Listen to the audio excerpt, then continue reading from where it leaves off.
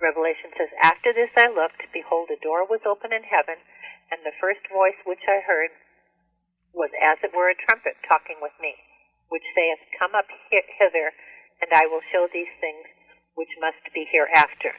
Taurus is the door. He has a horn, which is a trumpet, saying, Come up with hither, because here is where Aruga comes up. Aruga is a representation of Christ. Taurus in the Kabbalah has the letter Vav applied to him. That there are 12 constellations that have Hebrew letters applied to them. The letter Vav also means peg or nail. So, as the ox is goring Aruga in the foot, and that star means death, it is really representing the Messiah who died on the cross and had a nail within his foot. And he was raised up to the heavens to be the king. So it says, Immediately I was in the Spirit, behold, a throne was set in heaven, and one sat upon the throne. Aruga sits within the incense offering of the heavens. It's actually the Milky Way that travels. It's the ascending chamber within the pyramid structure.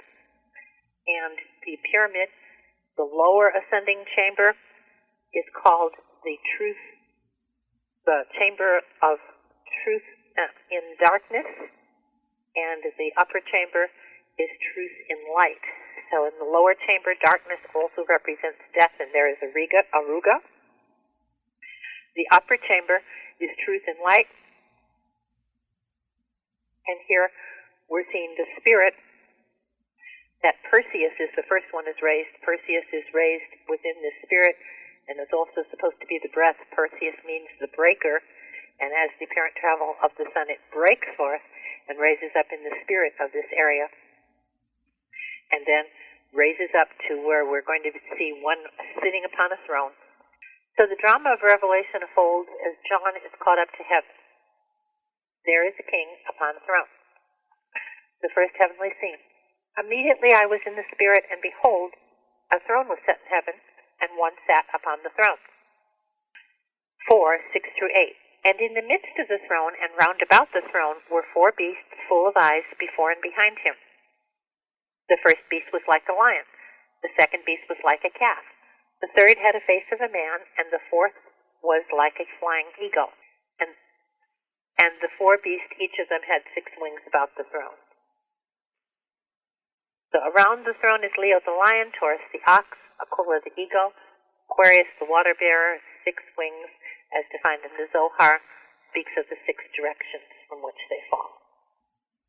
Now we're going on to the offering of the meal offering, and in Revelation we're seeing that in the right hand of him upon the throne, within the a book written within, and on the backside 7 seals. Heaven itself, we understand, is rolled up as a scroll. We're going to read the scroll as we're beginning to open the book. It says, And I saw a strong angel proclaiming with a loud voice, Who is able to open the book and loose the seals thereof?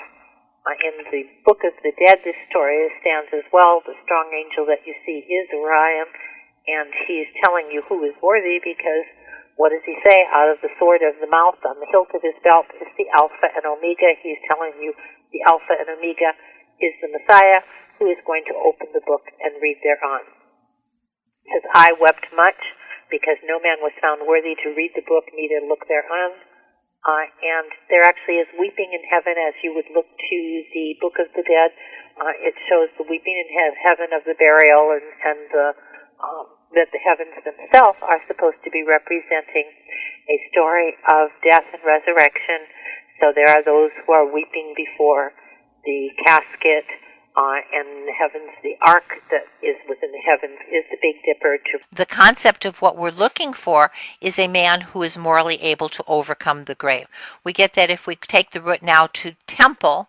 The word temple not only means house, but means morally able to overcome, coming from the root of tabernacle, which is the grave. So we're looking for a man that's going to be in the coffin, but he's different than other men because he is the one who is morally able to overcome the grave. Represent the casket. It's supposed to move slowly around the northern pole to represent this death. And the Book of the Dead of Egyptians, of course, Moses was schooled in the ways of the Egyptians, and this story was how he had built the ark. Ark meant coffin, and the ark has to be opened within the heavens and able to contain. The tribes of Israel are said within the book of Revelation, chapter 11, that when they see the ark that is opened within the heavens, that then they will come. They are supposed to come to fight a war against those who destroy the earth. They will return to Israel when they understand what's going on here. So John says, I wept much because no man was found to read the book, or neither to look thereon. And one of the elders said to me, Weep not, behold, the Lion of Judah, the root of David, hath prevailed to open the book and hath loosed the 10 seals. And Orion is one of the elders, and he's holding a lion, so he's supposed to be representing the idea that this book is to be able to be opened, and the seals are to be opened as well, which they are the four corners, height, depth, and time. Verse 6 said, I behold in the midst of the throne 4 beasts, in the midst of the elders stood a lamb, as it were slain, having 7 horns and 7 eyes, which are the 7 spirits of God, sent forth onto the whole earth. Aries is the lamb, and at one time the Pleiades were reckoned unto him. Today they're reckoned unto Taurus the ox, and that was just based over time. Then and he came and took the right book out of the right hand of him that sat upon the throne, and when he had taken the book, the 4 beasts and 24 elders fell down before the Lamb, holding every one of them harps and golden vials full of odors, which are the prayers of the saints. And they sung a new song, saying, Thou art worthy to open the seals thereof, for thou wast slain and hast redeemed us by the blood out of every kindred and tongue and people and nation. And thou hast made unto our God kings and priests. We shall reign on the earth. And I beheld, I heard the voice of many angels round about the throne, the beasts and the elders. The number of them was 10,000 times 10,000 and thousands of thousands, saying with a loud voice, Worthy is the Lamb that was slain to receive power and riches and wisdom and strength and honor and glory and blessing. All those statements are actually part of the Sefer Yetzirah. The Lamb, of course, is Aries the Lamb. He has a star meaning slain, Elnath as well. And when it says every creature in heaven and on the earth and under the earth, such as are in the sea, and all of them, and all that are in them, heard I sing, Blessing and honor and glory and power be unto him that sitteth upon the throne, and unto the Lamb forever and ever. He that sitteth upon the throne is Cephas, representing Christ. The Lamb slain represents Christ forever and ever. Again is the Pleiades. And the 4 beasts said, Amen. And the 24 elders fell down and worshipped him that liveth forever. So when he says, And I saw the throne of him, the backside 7 seals, we're understanding that it is possible to roll up the heavens, or a planisphere of the heavens, like a scroll, and do so in such a way that Aries the Lamb touches the hand of Cephas the king. A scroll is the ancient book, hence the book in the hand of Cephas is the heavens themselves. And so what we're understanding is here are the offerings, and now we shall begin. So offering the meal offering. The virgin is a woman holding a branch in her right hand and the ear of corn in her left. That's a Virgo, and which means the branch, considered to be holding wheat or barley. Christ is our meal offering in 3 forms. In the form of fresh ears roasted by the fire, or dried grains coarsely rubbed or crushed, Leviticus 2:14. As finely ground wheat or barley flour, These two forms were covered or mixed with offal and frankincense. Loaves or cakes were made out of the fine flour mixed with oil. The glory of God, Christ, in the apparent travel of the sun is what we see here. The zodiac line goes through Virgo, and the Virgin is ready to offer the Son of Righteousness, who is the Messiah. The Hebrew word ben means son, and also the concept is the arrow. The ben means son, or the arrow of the corn daughter. The servant to be born is supposed to be the sacrifice, and then the priest takes the grain as a memorial and burns it on the offering. It is made by fire as a sweet offering of the Lord. So Leo, the lion, we saw as the first seal, and Leo is supposed to be the lion of the tribe of Judah. It lets us know within the text. And Judah means to hold out the hand or shoot the arrow. The Hebrew word for son is ben, also meaning the arrow of the corn daughter. And so what we're seeing is that the first horseman that comes forward is holding an arrow. It is Sagittarius, who's supposed to be shooting the arrow of the corn daughter. Incidentally, it is at the heart of the scorpion, which is supposed to be the wicked or the enemy. And so here we see the offering of the daily meal offering that he's placed upon the altar, because scorpion is upon the solar altar, upon the zodiac, and this arrow goes to the altar in order to shoot the wicked.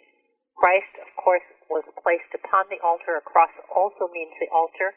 He was the son of the Virgin Mary, and he went upon the altar in order to come against the wicked and to destroy Satan.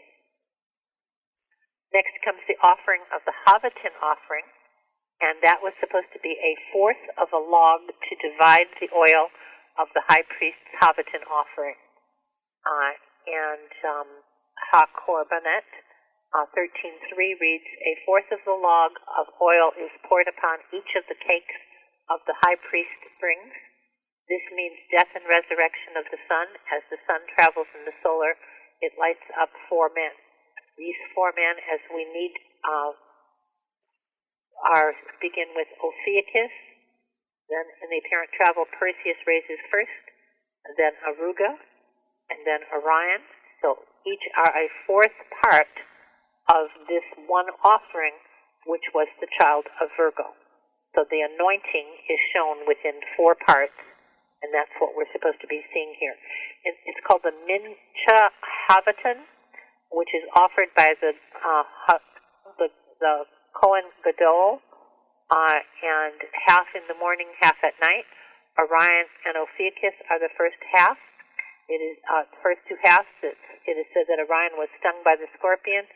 We see him in the position of Ophiuchus, kind of like Superman and Clark Kent in 2 different poses. And then as Orion as a young man, in his regular pose, Orion as the old man. So Orion is in the morning. As the apparent travel of the sun rises, it rises in Orion. In Ophiuchus is a position of the night of the heavens. As the sun's apparent travel, a day is as a year, and on a yearly basis, the sun is said to die in Ophiuchus at the time the pyramid was built. And why this is so is because at that time, the days would become shorter, and in the spring, the days would become longer, so the sun is raised up to life. It dies as it becomes shorter, and there is less sun. It raises up as it becomes longer, and there is more sun. Next, the high priest would offer the daily meal offering, the Havatin offering, then he would offer the wine or drink offering, and he would offer the Musafim, which is the oxen 7 lambs, along with their meal and daily offerings. And so we're supposed to be seeing that within the representation. We're going to go a little bit deeper into the concept of how this is done. That first we saw Leo. He's the lion of the tribe of Judah. It means praise, to hold out the hand or shooting the arrow, and that opens to the archer. And then we see the white horse. He that sat upon him had a bow. The crown was given to him. He went forth conquering to conquer. And that describes the first seal, which is Sagittarius, which is a picture of the horse and rider that has a bow. His Syrian Hebrew name is Kesef, meaning archer. The Arabic name is for Sagittarius is the arrow. The Coptic name is Pymir, meaning come forth. The characters under his hind foot read Kanem, meaning he conquers. The ancient called Sagittarius the milk dipper because of his close location to the Milky Way. This may explain why John called him a white horse. In front of his forefoot is a crown, referring to the words a crown was given to him. As he marches forward, he would receive a crown. So Sagittarius shoots the arrow to the heart of the scorpion, resting on the solar altar. The message is that the Messiah would die on an altar, inherit the crown. The story of the Messiah's death is to strike at the heart of the enemy. The arrow is aimed at Antares, meaning the heart. Then it says in Revelation 6:3, and when he opened the second seal, I heard the second beast say, come and see. The second beast is Taurus, the celestial ox. Taurus the ox is known as red for his bright red star in his eye is called alderman. Taurus, as the corner of the temple is looking at through red alderman, or the bull's eye, he is the paranatelion of the star Antares. So he is, when one raises, the other falls, and it's the opposite side of the zodiac. And what that means is that what he is looking at is the arrow shooting to Scorpio, and since it arrives at the right point, it's like Taurus is saying, bullseye, you who are the arrow, who went upon the altar, you are the one who is able to destroy the enemy.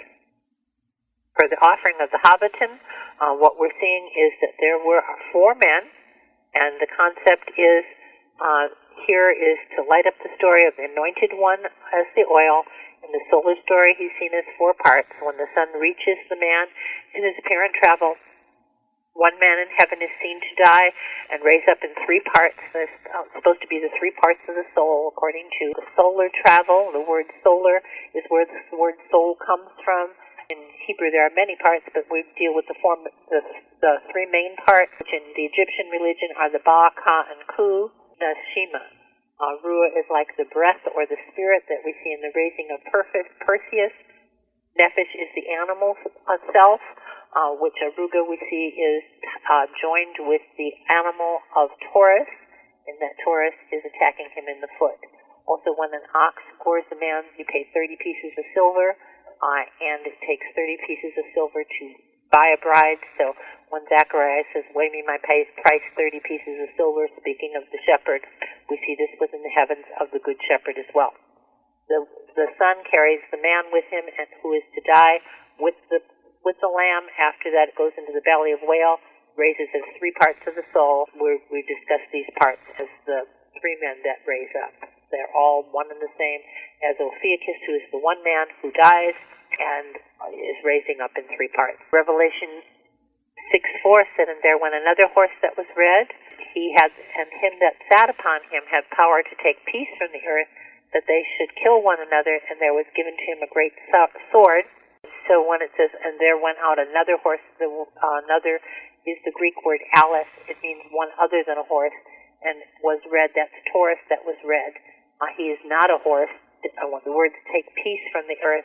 The ox was the peace offering. The rabbinical tradition states the ox was offered in Israel for the whole earth. This was a peace offering, and it's no longer offered to the earth, and Christ was taken from the earth. According to the Talmud, none of the offerings were accepted by God from 30 AD on. Jesus died in 30 AD as the chief and the peace offering.